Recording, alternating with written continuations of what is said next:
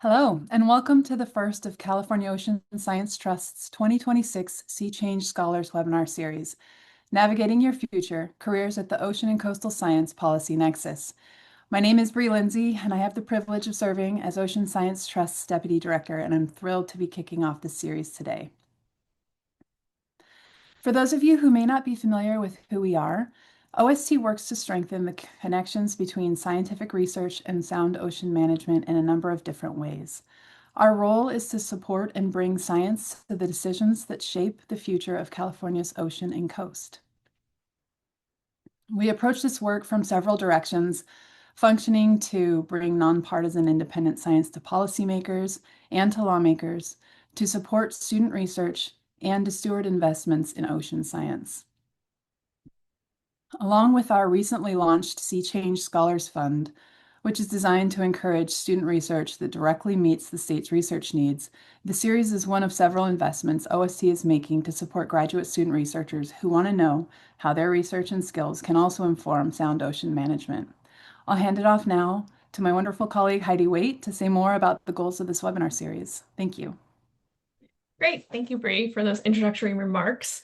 My name is Heidi Waite, and I am a science officer with OST.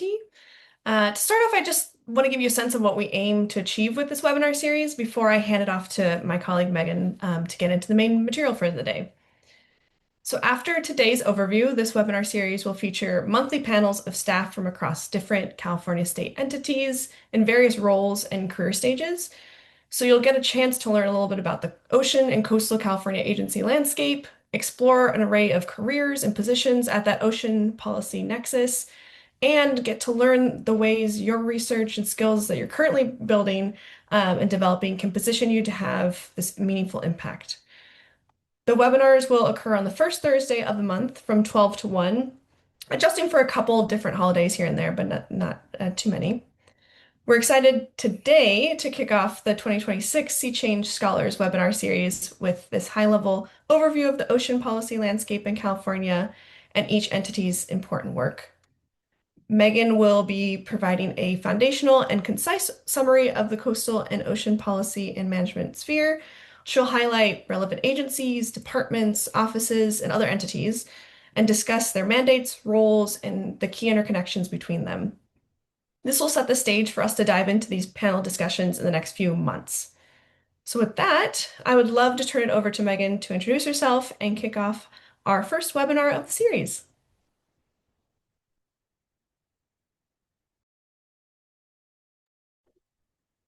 All right.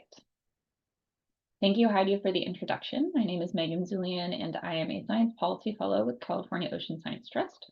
As Heidi mentioned, today I will be giving an overview of California's ocean and coastal science policy landscape. So though there is important progress being made on ocean issues in all branches of the California government, today we're focusing on agencies within the executive branch. However, executive entities are often brought into existence through legislation, which I'll touch on a little bit more later. So the executive branch serves many functions in California governments, and in governance. Some of those key functions are enforcing and administering state laws, managing government operations, preparing and proposing the state budget, as well as overseeing state agencies. The executive branch is overseen by the governor. The governor oversees the cabinet as well as assigns officers to each of the state agencies. For example, Secretary Wade Crowfoot oversees the California Natural Resource Agency, and Secretary Yana Garcia oversees the California Environmental Protection Agency. Sometimes these officers also oversee cabinet level bodies, as is the case with Wade Crowfoot, who serves as the chair for the California Ocean Protection Council. So most state-led work on the ocean and coast happens within the California Environmental Protection Agency and the California Natural Resources Agencies. And each of these agencies have many departments, which we'll discuss more today. But first, a little bit more about the agencies themselves. The California Natural Resources Agency has over 25,000 employees across 25 departments, councils, conservancies, boards, and commissions. The mission of the CNRA is to manage and restore the state's environment and its vast natural, cultural, and historical resources. The California Environmental Protection Agency has 8,100 employees, and most of the work on the coast and ocean happens within the State Water Resources Control Board Ocean Standards Unit. The mission of the Cal EPA is to restore, protect, and enhance the environment to ensure public health and environmental quality and economic vitality. Some other state entities at the Ocean Science Policy Interface that are not housed within one of these two agencies include the Fish and Game Commission, the Delta Stewardship Council, and the Southern California Coastal Water Research Project. Now, departments within these agencies differ in terms of their core functions. Some departments have regulatory authority, where they create, implement, and enforce rules and laws, whereas others don't, and instead are responsible for managing resources or guiding policy. Management and policy departments may also work closely with regulatory departments, as is the case for the Department of Fish and Wildlife, which works closely with the Fish and Game Commission. While these functions might make sense at a high level, what does this mean for somebody in an environmental scientist role in a regulatory department versus a management or policy department? As an illustration, this is an example of a recent job posting from a regulatory department. Someone in this role would spend most of their time managing projects, specifically reviewing and analyzing permit applications and federal consistency submittals. They would also spend time maintaining their subject area expertise and technical assessments, as well as marginal functions. By contrast, a recent job posting for an environmental scientist at a non-regulatory department, specifically a policy department, somebody would spend about 30% of their time developing policy and analyzing policy, about 30% of their time managing grants and contracts, and about 30% of their time facilitating and participating in interagency working groups, as well as 10% of their time on other related duties. However, environmental scientist is just one of the many relevant job titles. If you're curious about more jobs, there's a long list of them here that you can look into further. Now, while it's helpful to conceptualize these distinct categories of departments, the reality is that many departments exist along a spectrum from regulatory to management to policy. But let's get a little bit more specific about what each of these departments do. So to start, the California Ocean Protection Council is responsible for protecting California's coast and ocean by advancing innovative science-based policy and management, making strategic investments, and catalyzing action through partnerships and collaboration. What this means, more practically speaking, is that they coordinate departments around topical areas, they manage funds and release funding calls, as well as provide the best available science to policymakers. I mentioned earlier that legislation often spurs the creation of departments within the executive branch. The California Ocean Protection Council was created by the California Ocean Protection Act of 2004. Next up is the Delta Stewardship Council, which is tasked with implementing the Delta Plan, a long-term strategy for the Sacramento-San Joaquin Delta with co-equal goals of providing a reliable water supply for California and protecting and enhancing the Delta's ecosystem, while also preserving its unique character as a place where people live, work, and recreate. And the Delta Stewardship Council was created by the Sacramento-San Joaquin Delta Reform Act of 2009.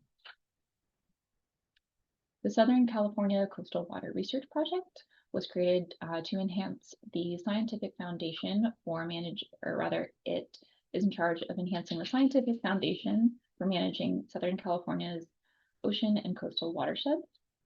It was not created by founding legislation. Rather, it's an independent public agency that was created by the 5 biggest metropolitan wastewater agencies. They are responsible for conducting research, developing tools, and translating science into actionable strategies for water quality and ecosystem health. Next up is the California Coastal Conservancy, which is responsible for protecting and improving natural lands and waterways, helping people access and enjoy the outdoors, as well as sustaining local economies.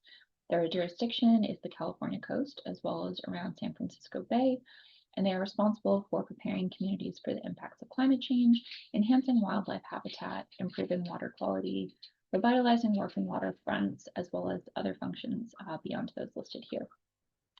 And the California Coastal Conservancy was created by the State Coastal Conservancy Act of 1976. Next up are state parks, which include 280 state park units in California that cover 340 miles of coastline. Their functions include protecting marine and coastal wildlife and habitat, collecting data to monitor for ecosystem health, enforcing state park rules, and investigating violations, as well as providing public education and interpretation regarding ocean and coastal health and safety.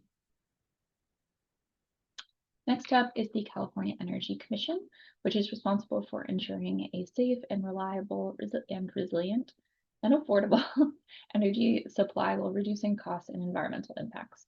They are the primary energy policy body for the state and are in charge of advancing offshore wind and marine renewable energy.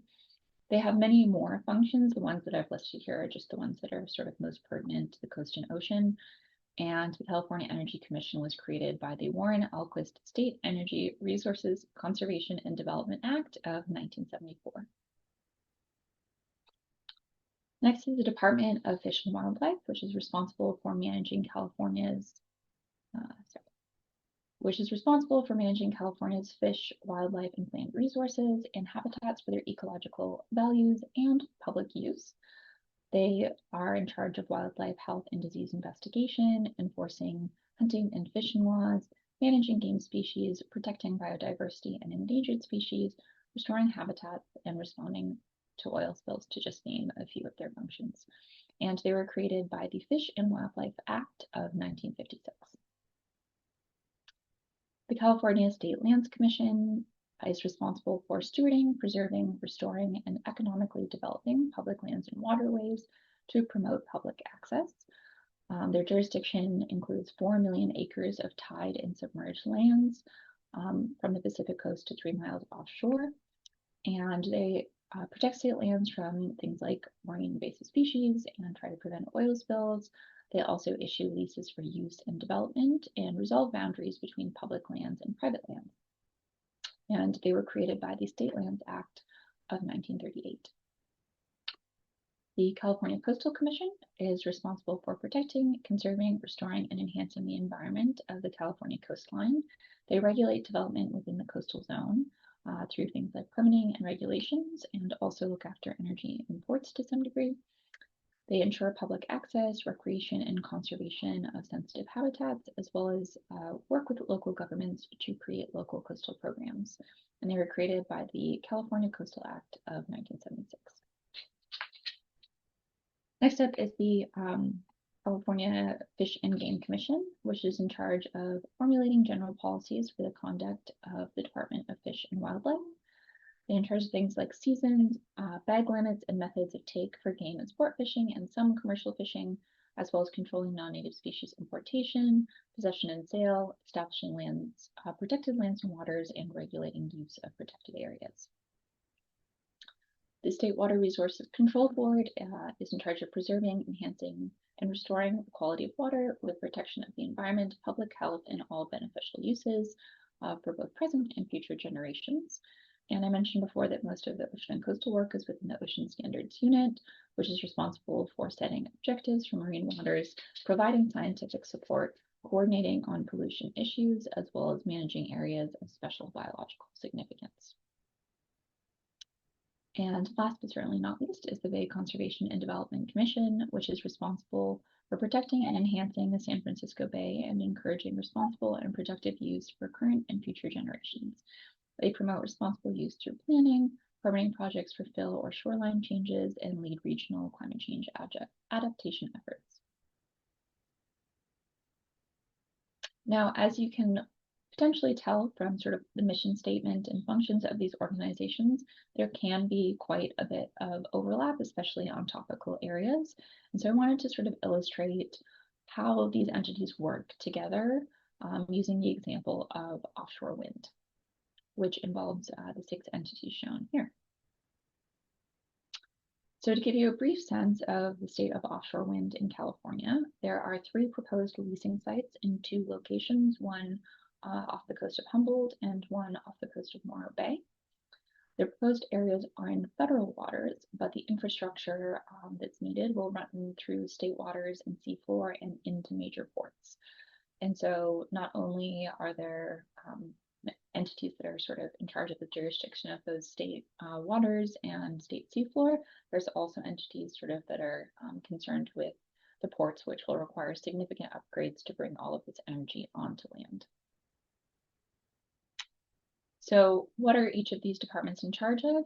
To begin, the State Lands Commission is the CEQA, lead on offshore wind, and they have jurisdiction over the seafloor and state waters. So any of, for example, the cables that will be laid to bring the energy on to land. And in case you're curious what CEQA means, it stands for the California Environmental Quality Act, which requires California public agencies to assess and disclose potential significant environmental impacts of proposed projects, ensures they consider alternatives and mitigation to avoid and reduce harm, and promote public participation in decision making. The California Coastal Commission is in charge of consistency determination. So they want to know that federal actions that are being taken are going to be consistent with the California Coastal Act. They are also in charge of convening a fisheries stakeholder working group, since this is one of the groups that will be quite impacted by the creation of these offshore wind farms. Next is the California Department of Fish and Wildlife, which is concerned with potential impacts to endangered species, which might be particularly important when we think about port development, both sort of enhancing the ports to allow for sort of the infrastructure that will go on to create offshore wind farms. And then there's the State Water Resources Control Boards, which are really concerned with water quality issues, which again will be particularly pertinent for port development. The California Ocean Protection Council plays a convening role between many of these departments. They also fund science and think about how to set up science for offshore wind. And the California Energy Commission is in charge of the state strategic plan on offshore wind. They also synthesize research on port readiness, identify needs, and fund science and monitoring that's relevant to this. Even though leases are happening in federal waters, this figure demonstrates the jurisdictional overlap of everything that's sort of happening within state waters. The Coastal Commission convening the Fisheries Working Group, the Department of Fish and Wildlife looking after endangered species like gray or humpback whales, in this case was shown here. The Water Board looking after the water quality in near the ports, and the State Lands Commission overseeing any sort of infrastructure that would be laid along this thick black line shown on the figure here. I'm going to very quickly run through some more topic areas that many departments work on. These lists are not exhaustive, and these slides will be shared after the webinar if you want to come back to them, so don't worry too much if you don't capture them in the moment. Here are some of the departments and non-state entities that work on sea level rise. As you can see, there are many entities involved, which reflect the complexity of the topic. Here are some of the state departments and non-state entities that work on wetland protection and restoration. Again, you can see there's quite an array of departments here reflecting the complexity of the issue. And likewise for ocean acidification and hypoxia. Microplastics and invasive species, where you see there's a couple of fewer entities involved. Kelp and fisheries, algal blooms, marine protected areas, and in this case, there's actually an MPA statewide leadership team. So if you're curious about this and look into those documents, they have all of these entities listed within them. Aquaculture and coastal tourism. And again, though this presentation really focused on state agencies within the executive branch, or I should say state agencies and departments within the executive branch, again, there are a lot of other non-state entities that do work at the Ocean Science Policy Interface, including us here at California Ocean Science Trust, but also California Sea Grant, Coast Keepers, Monterey Bay Aquarium, San Francisco Estuary Institute, the MPA Collaborative, Wild Coast, and the Central and Southern California Coastal Ocean and Observing Systems, just to name a few. And we'll hopefully hear from folks within these state entities as well as non-state entities throughout this 2026 webinar series. Also, really briefly, if you wanted sort of a takeaway from the presentation that you can sort of go and look into further, if you're really curious about state jobs, I encourage you to check out Cal Careers. Previously in the presentation, I sort of listed out a bunch of job titles that you can look at through searching in classification. You can also search within department if you're really curious about jobs within one of the departments that we've highlighted here. And then likewise, many of these jobs require exams. And so you can also use this website to search exams for each of these jobs. And with that, I will hand it back over to Heidi. Great. Thank you, Megan, for such a great presentation. And thank you all who are watching for your time and interest in this webinar. The slides and a recording will be uploaded to our website before the next webinar, and I can paste it in the chat in a moment. So just keep a lookout for that. That next seminar will be on Thursday, February 5th from 12 to 1 p.m. and will feature a panel of speakers from the California Coastal Commission. And in case you missed the first bit of today's intro, this is just a quick reminder that the first webinar today was to set the scene for a series of monthly webinars following, which are going to feature panelists from key state entities involved in the coastal or ocean management space. Each month, panelists will provide a glimpse into their organization's missions, the role they play, and how this work interfaces with state policy. And because this first webinar was an overview, we're not featuring a Q&A session just yet, though all the subsequent webinars will have full Q&A discussion sections.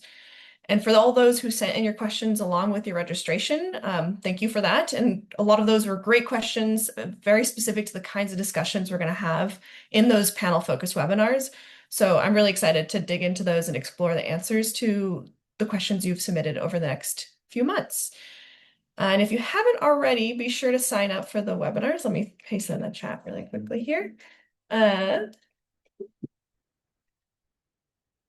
Using the registration link in this chat here. We really hope to see you there. And I think with that, we'll wrap up today, but thank you again. And we are excited to see you next month for a panel conversation with staff at the California Coastal Commission. Thank you.